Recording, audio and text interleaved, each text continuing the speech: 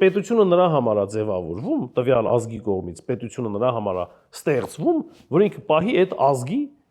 ինչպիսին լինելը, եւ թելադրի եւ առաջնորդի եւ որտեղ էլ որ շեղվում է հետ բերի։ Ոչ թե այսօրվա կառավարության պես կրթության չափորոշիչների ամենակարևոր կետում գրում է մեր վերջնանպատակն է ձևավորել քաղաքացի, հեչել թե չինացի, ուզբեկ թե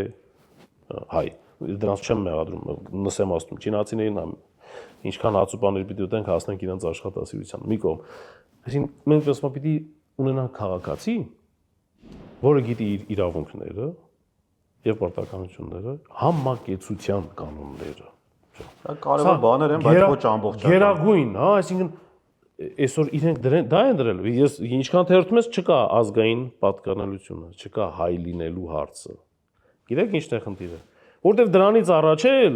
երկար ժամանակ մենք ասել ենք, որ մենք պետք է կրթենք հայ, որը պիտի լինի այսպիսին, այնպիսին ու կենասրից են կողմ։ Դա չենք արել։ Դա ասել ենք, որ պետք է անենք ու այդ ասողը առաջինը իր երեխուն տարել է Օքսֆորդում սովորացրել է, հետո հետել չի էլ բերել, ասել է դե այնտեղ էլ կաշխատես տղա ջան։